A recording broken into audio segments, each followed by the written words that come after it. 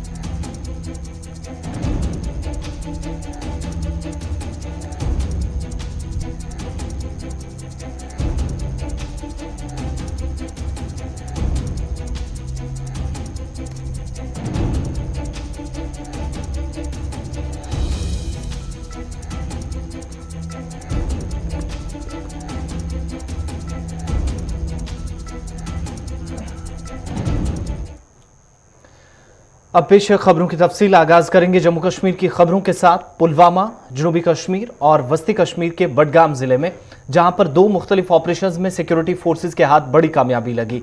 दोनों इलाकों में अलग अलग ऑपरेशंस हुए। पुलवामा और बडगाम अजला में जहां पर इतवार को रात भर होने वाली दो तसादमारियों के दौरान जैश मोहम्मद और लश्कर तैयबा से वाबस्ता 5 मिलिटेंट, एक आला कमांडर समेत इन एनकाउंटर्स में मारे गए। एक पाकिस्तानी मुहिम में बताया जाता है। कश्मीर पुलिस की तरफ से आज सुबह ट्वीट करके भी जानकारी दी गई।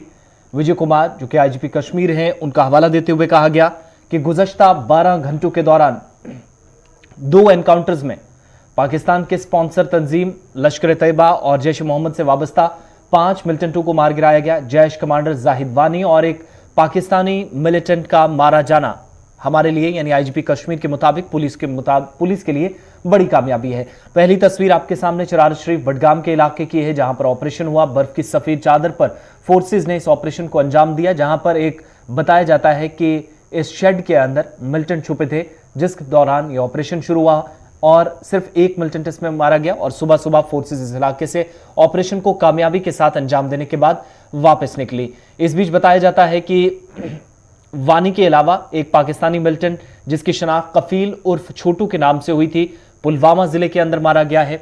दोनों इन एनकाउंटर्स के अंदर ऑपरेशन जम्मू कश्मीर पुलिस, फौज और सीआरपीएफ ने मुश्तरका तौर दिया है।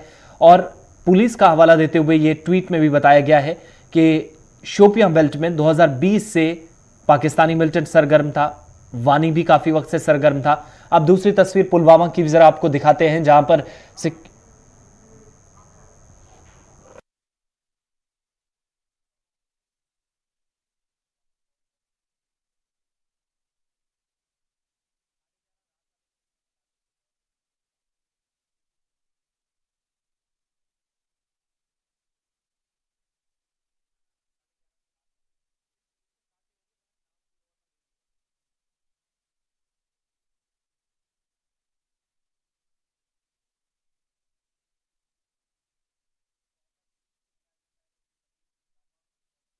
में सरगर्म था।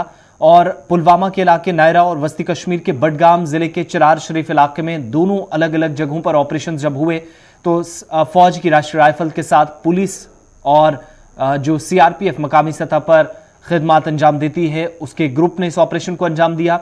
और एक मिलिटेंट जो कि बडगाम के अंदर मारा गया है, जबकि 4 मिलिटेंटों के मारे जाने की इतला मौसूल हुई है जो भी जिला पुलवामा से। लेकिन पुलवामा से यह भी खबर जो सोशल मीडिया पर इस वक्त गर्दिश कर रही है कि यहां पर जिस मकाम पर एनकाउंटर हुआ वहां मकान मालिक का बेटा भी फायरिंग की जद में आया है। लेकिन इन सब के बीच में फिलहाल पुलिस के बयान का इंतजार है। पुलिस की तरफ से ताहाल कोई भी अभी तक बयान नहीं दिया गया है या कोई स्टेटमेंट जारी नहीं किया गया है। पुलवामा की रात की भी तस्वीरें आपको दिखा रहे हैं और दूसरी तरफ चरार शरीफ बडगाम के इलाके के अंदर जहां पर इस ऑपरेशन को अंजाम दिया गया और 4 मिलिटेंटों के मारे जाने की तस्दीक पुलिस ने कर दी है।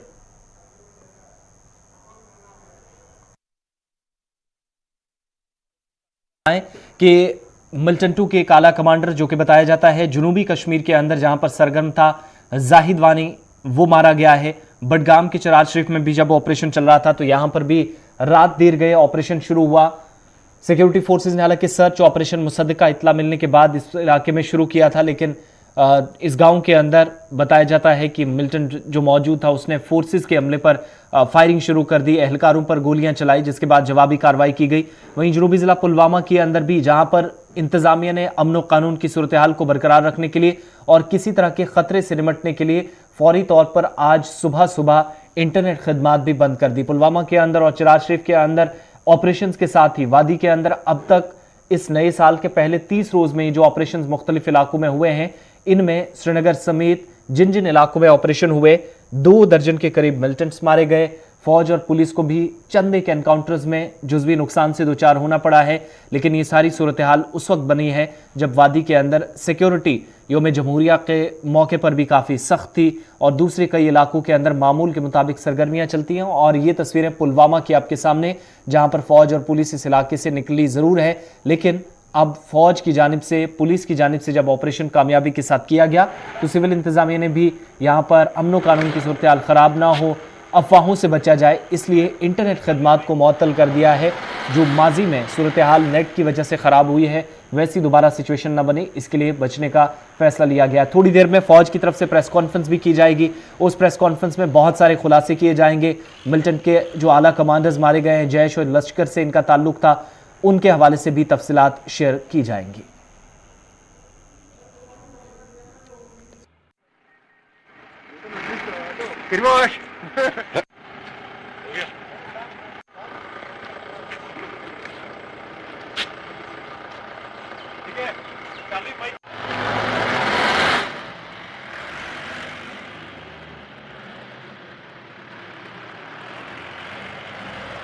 ने फिलहाल इस तरह की कोई वजाहत नहीं की है।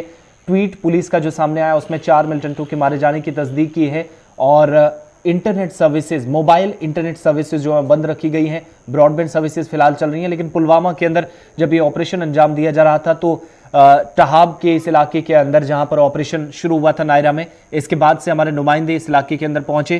क्या कुछ मजीद तफसीलात हैं गाजी खुर्शीद के साथ।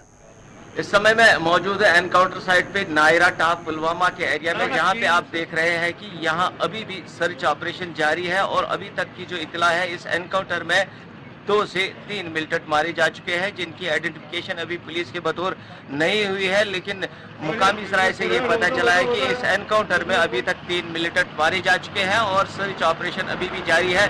फिलहाल इस ये जो एनकाउंटर पहले कैसो यहाँ पे शुरू किया गया है, उसके बाद आज रात को अगर इस ऑपरेशन को हार्ट पे रखा गया है, लेकिन अभी तक की जो इतला है, अभी तक की जो मुसद्दका इतला है, इस एनकाउंटर में चलिए बढ़ते हैं आगे। बात भारत और पाकिस्तान के हवाले से। अपने दौरे चीन से कबल पाकिस्तान के वज़ीर-ए-आज़म इमरान खान ने कहा है कि जनूबी एशिया में पायदार अमन के लिए ज़रूरी है कि खित्ते में एक स्ट्रेटेजिक तवाज़ुन बरकरार रखा जाए और सरहदी सवालात और कश्मीर जैसे तमाम बाकी मसाइल हल किए जाएँ। मसले को मुज़ाकरात और सिफारतकारी के जरिए और बैनुल अक़वामी क़वानीन के मुताबिक हल करने पर इमरान खान ने जोर दिया। वहीं 4 फरवरी को बीजिंग सरमाई ओलंपिक्स की इफ्ताही तकरीब में, जहां पर चीन के लिए रवानगी से कबल सिंगयांग में इगवर मुसलमानों के खिलाफ इंसानी हुकूक के इल्ज़ामात पर चीन को क्लीन चिट भी पाकिस्तान की तरफ से दी गई, जिस पर इमरान खान पर काफ़ी ज़्यादा सवालात हैं। उनकी तनकीद हो रही है और उनकी पॉलिसी को नाकारा पॉलिसी करार दिया जाता है। अमेरिका और इत्तेहादियों की जानिब से सिफारती बाइकॉट का सामना भी चीन को इसी सिलसिले में करना पड़ा था। ताहम इमरान खान के इस बयान के बाद वो इस वक्त सवालों के घेरे में हैं।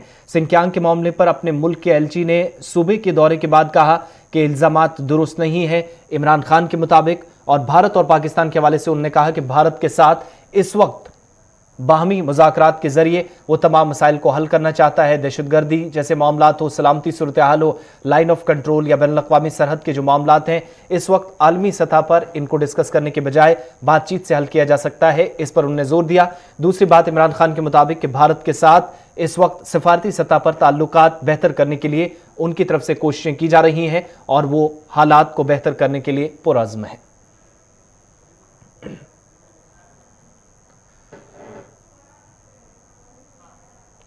रियासत राजस्थान के जिला अजमेर में आलमी शोहरत याफ्ता सूफी बुजुर्ग हजरत ख्वाजा मोइनुद्दीन चिश्ती अजमेरी रहमतुल्लाह अलैह का 810वां सालाना उर्स, जिसकी तकरीबात का सिलसिला गुज़श्ता रोज़ नमाज असर से हो गया था और इब्तदाई घंटों के दौरान ही हजारों अकीदतमंद यहां पहुंच गए थे। इस बीच सालाना उर्स का परचम 29 जनवरी 2021 को ही असर की नमाज के बाद लेकिन रोशनी से कब्ल रिवायती ढंग से दरगाह के बुलंद दरवाजे पर नस्ब कर दिया गया।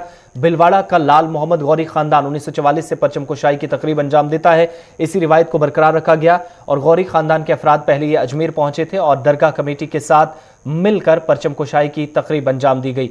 इस बीच परचम कुशाई की तकरीब के साथ ही सालाना उर्स का बाकायदा आगाज हुआ और ज़ायरीन की आमद का सिलसिला पहले से यहाँ जारी था। खुसूसी जिक्र व अज़कार का ये तमाम लोग ज़ायरीन जो हैं वो हिस्सा बन रहे हैं। उर्स के इनेकाद के लिए बाहमी रजामंदी के बावजूद कोरोना गाइडलाइंस के अमल दरामद पर खामियों जो खादमीन हैं उनकी तंजीमों ने इंतजामी और हुकूमत से रात की पाबंदी और हफ्ते की कर्फ्यू पर नरमी का मुतालबा किया था, जिसके तहत सरगर्मियां अंजाम दी जा रही हैं और मुल्क में ट्रांसपोर्ट के नकलो अमल का निज़ाम बेहतर होने की वजह से दरगाह के फरीकों ने इंतजामी इजलास में ज़ायरीन को रोक पाने से लाचारी का इजहार कर दिया था और दौरान उर्स ज़्यादातर रसूमात रात में अदा होती हैं। दरगाह रात भर हर लिहाज से गुलजार रहती है और रजब का चांद नजर आने के बाद सालाना उर्स का बाकायदा आगाज 2 या 3 फरवरी से होगा, लेकिन उससे पहले जो इब्तदाई कोशिशें रहती हैं मुंतजमीन की जानिब से उसके तहत काम शुरू कर दिया गया है। इस मौके पर कुछ मखसूस किताबों की रस्म रोनुमाई भी अंजाम दी गई, जिनमें जम्मू कश्मीर के मेहमान भी इस तकरीब का हिस्सा सालाना उर्स में शिरकत करने पहुंचे हैं।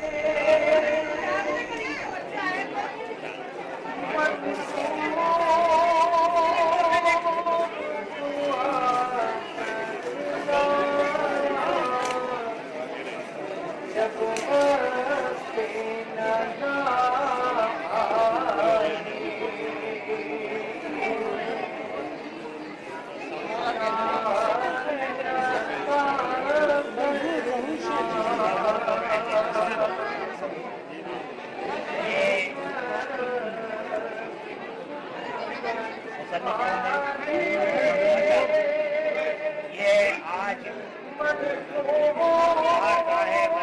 ख्वाजा साहब के 810वें दूसरे मौके पर मखदूम ज़हूर साहब ये इनकी तशरीफ लेकर के यहाँ पर हाजिर हुए तो बारगाह करीम नवाज में ख्वाजा साहब के मखदूम में इफ्तारी करा हुआ है।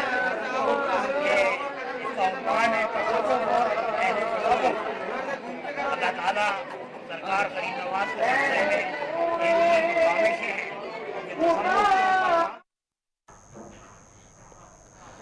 इधर बढ़ते कोरोना वायरस के केसेस के बीच जम्मू कश्मीर में जहां पर हफ्तावार लॉकडाउन चल रहा है, वहीं लॉकडाउन का आज आखिरी दिन है। जिला सदर मकामात और कस्बा जात में आज इतवार की सुबह भी वीकेंड लॉकडाउन की वजह से मामूल की सरगर्मियां मुतासिर हुई हैं। कोरोना की तीसरी लहर की रोकथाम को यकीनी बनाने के लिए जम्मू कश्मीर इंतजामिया ने मरकज के जेर इंतजाम इलाके में अगले अहकामात तक हर हफ्ते 62 से 64 घंटों पर मुहित वीकेंड लॉकडाउन नाफिज करने का फैसला लिया है, जो जुमे की 2 बजे से शुरू होकर कल सुबह 6 बजे तक रहेगा और पीर की सुबह 6 बजे से दोबारा मामूल के मुताबिक सरगर्मियां शुरू होंगी। वादी कश्मीर में जहां पर जुमे को तीसरी बार 2 बजे से ही तमाम जिला सदर मकामात और कस्बा जात में दुकानें बंद हो गई थी और सड़कों पर ट्रैफिक की नकलो अमल भी थम गई थी, वहीं पर गुज़श्ता रोज की तरह आज सुबह सुबह सड़कें वीरान नजर आ रही है। बाजारों में जो तिजारत है वो ठप हुई है और इंतजामिया के फैसले के मुताबिक कोरोना गाइडलाइंस पर अमल दरामद करते हुए श्रीनगर के साथ साथ जम्मू सूबे के अंदर भी आज ट्रैफिक मामूल के मुताबिक नहीं चल रहा है, जबकि इस बीच मुख्तलिफ इलाकों के अंदर गाड़ियां शहर के मुख्तलिफ इलाकों में जहां पर चक्कर काटती नजर आती थी, आज सरगर्मियां बहुत कम नजर आती हैं। वादी के साथ साथ जम्मू के अंदर भी जहां पर पिछले 24 घंटों में एक बार फिर से कोविड के केसेस में इजाफा हुआ है और 5 अमवात हुई है। वीकेंड कर्फ्यू नाफिज रहने से बाजारों में सन्नाटा छाया है। सड़कों पर ट्रैफिक की नकलो हमल बहुत कम जम्मू के अंदर भी हुई है और मुल्क भर के साथ साथ जम्मू कश्मीर में जब बंदिशें लगी हैं तो रोज अफसों कोविड के केसेस में बेतहाशा इजाफा देखा जा रहा है। ताहम यूनियन टेरिटरी के इंतजामिया की जानिब से लगाए गए पाबंदी के बीच मकामी लोगों में नाराजगी भी है, चूंकि लॉकडाउन का सही तरीके से नफाज चंद एक इलाकों में नहीं हो पाया है, जहां पर गैर जरूरी नकलो हरकत बंदिशों के बावजूद भी जारी है।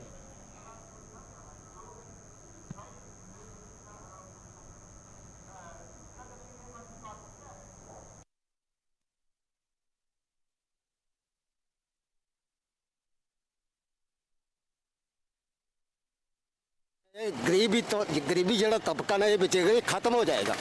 चलो एक नौकरी पेशे वाला बंदा तो चलो एक रोजगार बनेगा, ਜਿਹੜਾ ਦਿਹਾੜੀ ਲਾਈਏ ਜਿਹਨੇ ਖਾਣੀ ਹੈ ਨਾ ਵਿਚਾਰੇ ਨੇ ਉਹਦੇ ਵਾਸਤੇ ਤਾਂ ਉਹ ਤਾਂ ਮਤਲਬ ਖੁਦਕੁਸ਼ੀ ਦਾ ਹੱਕਦਾਰ ਹੈ ਔਰ ਇਹਦਾ ਸਵਾਏ और कोई चारा नहीं ਉਹਦੇ ਕੋਲ ਵਿਚਾਰੇ ਕੋਲ ਬੱਚੇ ਦਾ कोशिश है गवर्नमेंट की सरकार की ये करनी चाहिए ਇਹਦਾ ਜਿੰਨਾ भी है अच्छा ਜਿਹੜਾ ट्रीटमेंट है ਜਿਹੜਾ भी गरीब तबके की दिता जाए। उनको तो इन्होंने मजाक बना के रख दिया है और असमंजस की बात है कि पता ही नहीं है कि बंद क्या है खुला क्या है क्यों खुला है किसके लिए खुला और बंद किसके लिए है। क्या ये लॉकडाउन सिर्फ छोटे दुकानदारों रेडी फरोश करने वाले फड़ी लगाने वालों के लिए ज़्यादा रह गया है या दुकानदारों के लिए रह गया है कि उन्हीं की वजह से कोरोना हो रहा है बाकियों की वजह से। चलिए आपको बराह रास्त नई दिल्ली लिए चलते हैं जहां पर रेडियो प्रोग्राम मन की बात के जरिए वज़ीर आज़म एक और एडिशन के साथ मुल्क के अवाम से खिताब कर रहे हैं। तायम्मल जी भी उस मीटिंग में थी, उन्होंने सब कुछ सुना। इसी बैठक में फिर चर्चा इन कामों के लिए पैसे की कमी पर आकर टिक गई।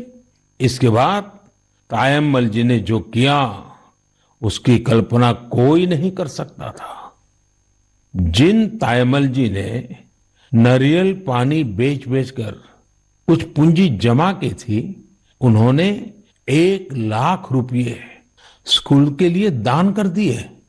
वाकई ऐसा करने के लिए बहुत बड़ा दिल चाहिए, सेवा भाव चाहिए। तायम्मल जी का कहना है अभी जो स्कूल है उसमें 8वीं कक्षा तक की पढ़ाई होती है। अब जब स्कूल का इंफ्रास्ट्रक्चर सुधर जाएगा तो यहाँ हायर सेकेंडरी तक की पढ़ाई होने लगेगी। हमारे देश में शिक्षा को लेकर यह वही भावना है जिसकी मैं चर्चा कर रहा था। मुझे आईआईटी बीएचयू के एक एल्यूमिनस के इस तरह के दान के बारे में भी पता चला है।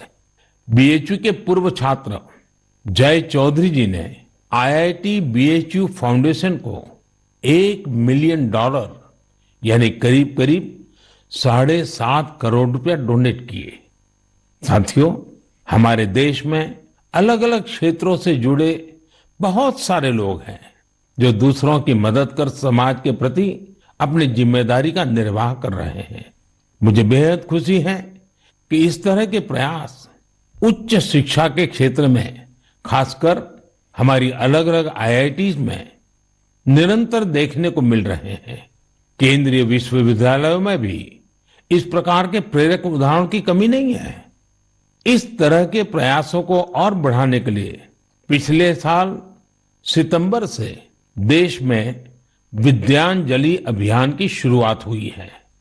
इसका उद्देश्य अलग अलग संगठनों, सीएसआर और निजी क्षेत्र की भागीदारी से देश भर के स्कूलों में शिक्षा की गुणवत्ता में सुधार लाना है। विद्यांजलि सामुदायिक भागीदारी और ओनरशिप की भावना को आगे बढ़ा रही है। अपने स्कूल, कॉलेज से निरंतर जुड़े रहना, अपनी क्षमता के अनुसार कुछ न कुछ योगदान देना, यह एक ऐसी बात है जिसका संतोष और आनंद अनुभव लेकर ही पता चलता है।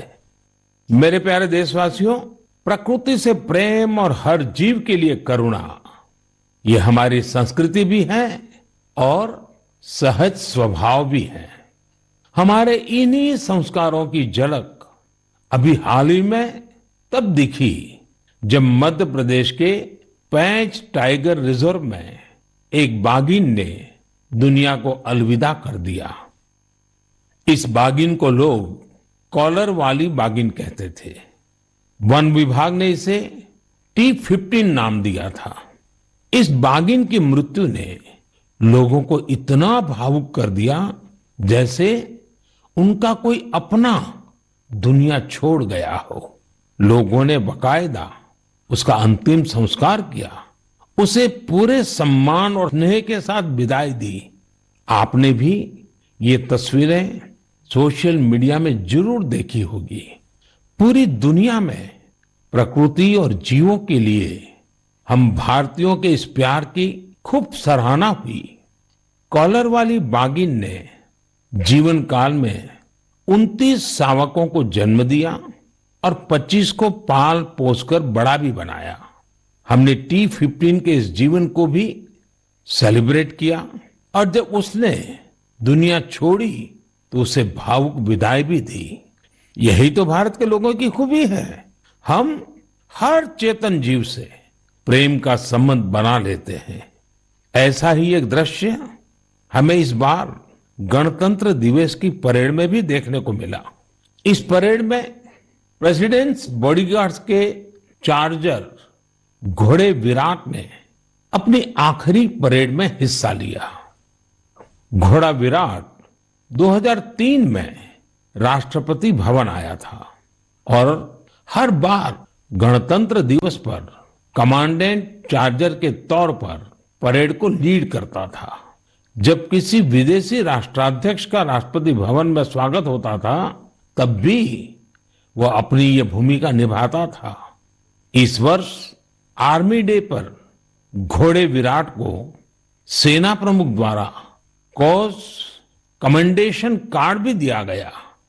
विराट की विराट सेवाओं को देखते हुए उसकी सेवानिवृत्ति के बाद उतने ही भव्य तरीके से उसे विदाई दी गई। मेरे प्यारे देशवासियों, जब एकनिष्ठ प्रयास होता है, नेक नियत से काम होता है, तो उसके परिणाम भी मिलते हैं। इसका एक बेहतरीन उदाहरण सामने आया है असम से। असम का नाम लेते ही वहां के चाय बागान और बहुत सारे नेशनल पार्क का ख्याल आता है। साथ ही एक सींग वाले गैंडे यानी वन हॉर्न्ड राइनो की तस्वीर भी हमारे मन में उभरती है। आप सभी जानते हैं कि एक सींग वाला गैंडा हमेशा से असमिया संस्कृति का हिस्सा रहा है। भारत रत्न भूपेन हजारिका जी का ये गीत हर एक कान में गूंजता होगा। কাজিৰঙাৰ চিৰ সেউজ পৰিৱেশ হস্তি ব্যাঘ্ৰৰে পাত এক খড়গৰ গড় পৃথিৱীয়ে চাই পক্ষীৰ সুদিয়া প্ৰকাশ মোৰ কাজিৰঙা নহয় যে বন্য। साथियों, इस गीत का जो अर्थ है वो बहुत सुसंगत है। इस गीत में कहा गया है, काजीरंगा का हरा भरा परिवेश, हाथी और बाघ का निवास, एक सींग वाले गैंडे को पृथ्वी देखे, पक्षियों का मधुर कलरव सुने। असम की विश्व प्रसिद्ध हथकरघा पर बुनी गई मूंगा और एरी की पोशाकों में भी गैंडों की आकृति दिखाई देती है। असम की संस्कृति में जिस गैंडे की इतनी बड़ी महिमा है, उसे भी संकटों का सामना करना पड़ता था। वर्ष 2013 में 37 और 2014 में 32 गैंडों को तस्करों ने मार डाला था। इस चुनौती से निपटने के लिए पिछले 7 वर्षों में असम सरकार के विशेष प्रयासों से गैंडों के शिकार के खिलाफ एक बहुत बड़ा अभियान चलाया गया। पिछले 22 सितंबर को वर्ल्ड राइनो डे के मौके पर तस्करों से जब्त किए गए 2400 से ज्यादा सींगों को जला दिया गया था। यह तस्करों के लिए एक सख्त संदेश था। ऐसे ही प्रयासों का नतीजा है कि अब असम में गैंडों के शिकार में लगातार कमी आ रही है। जहां 2013 में 37 गैंडे मारे गए थे, वहीं 2020 में 2 और 2021 में सिर्फ 1 गैंडे के शिकार का मामला सामने आया है। मैं गैंडों को बचाने के लिए असम के लोगों के संकल्प की सराहना करता हूं। साथियों, भारतीय संस्कृति के विविध रंगों और आध्यात्मिक शक्ति ने हमेशा से दुनिया भर के लोगों को अपनी ओर खींचा है। अगर मैं आपसे कहूं कि भारतीय संस्कृति अमेरिका, कनाडा, दुबई, सिंगापुर, पश्चिमी यूरोप और जापान में बहुत ही लोकप्रिय है, तो ये बात आपको बहुत सामान्य लगेगी, आपको कोई हैरानी नहीं होगी। लेकिन अगर ये कहूं कि भारतीय संस्कृति का लैटिन अमेरिका और साउथ अमेरिका में भी बड़ा आकर्षण है, तो आप एक बार जरूर सोच में पड़ जाएंगे। मैक्सिको में खादी को बढ़ावा देने की बात हो या फिर ब्राजील में भारतीय परंपराओं को लोकप्रिय बनाने का प्रयास, मन की बात में हम इन विषयों पर पहले चर्चा कर चुके हैं। आज मैं आपको अर्जेंटीना में फहरा रहे भारतीय संस्कृति के परचम के बारे में बताऊंगा। अर्जेंटीना में हमारी संस्कृति को बहुत पसंद किया जाता है। 2018 में मैंने अर्जेंटीना की अपनी यात्रा के दौरान योग के कार्यक्रम में योगा फॉर पीस में हिस्सा लिया था। यहाँ अर्जेंटीना में एक संस्था है, हस्तिनापुर फाउंडेशन। आपको सुनकर के आश्चर्य होता है ना, कहाँ अर्जेंटीना और वहां भी हस्तिनापुर फाउंडेशन। यह फाउंडेशन अर्जेंटीना में भारतीय वैदिक परंपराओं के प्रसार में जुटा है। इसकी स्थापना 40 साल पहले एक मैडम प्रोफेसर एडा एल्ब्रेट ने की थी। आज प्रोफेसर एडा एल्ब्रेट 90 वर्ष की होने जा रही है। भारत के साथ उनका जुड़ाव कैसे हुआ, ये भी बहुत दिलचस्प है। जब वो 18 साल की थी तब पहली बार भारतीय संस्कृति की शक्ति से उनका परिचय हुआ। उन्होंने भारत में काफी समय भी बिताया, भगवत गीता और उपनिषदों के बारे में गहराई से जाना। आज हस्तिनापुर फाउंडेशन के 40,000 से अधिक सदस्य हैं और अर्जेंटीना एवं अन्य लैटिन अमेरिकी देशों में इसकी करीब 30 शाखाएं हैं। हस्तिनापुर फाउंडेशन ने स्पेनिश भाषा में 100 से अधिक वैदिक और दार्शनिक ग्रंथ भी प्रकाशित किए हैं। इनका आश्रम भी बहुत मनमोहक है। आश्रम में 12 मंदिरों का निर्माण कराया गया है, जिनमें अनेक देवी देवताओं की मूर्तियां हैं। इन सब के केंद्र में एक ऐसा मंदिर भी है जो अद्वैतवादी ध्यान के लिए बनाया गया है। साथियों, ऐसे ही सैकड़ों उदाहरण यह बताते हैं हमारी संस्कृति हमारे लिए ही नहीं बल्कि पूरी दुनिया के लिए एक अनमोल धरोहर है। दुनिया भर के लोग उसे जानना चाहते हैं, समझना चाहते हैं, जीना चाहते हैं। हमें भी पूरी जिम्मेदारी के साथ अपनी सांस्कृतिक विरासत को खुद अपने जीवन का हिस्सा बनाते हुए सब लोगों तक पहुंचाने का प्रयास करना चाहिए। मेरे प्यारे देशवासियों, मैं अब आपसे और खासकर अपने युवाओं से एक प्रश्न करना चाहता हूं। आप सोचिए, आप एक बार में कितने पुशअप कर सकते हैं? मैं जो आपको बताने वाला हूं वो निश्चित रूप से आपको आश्चर्य से भर देगा।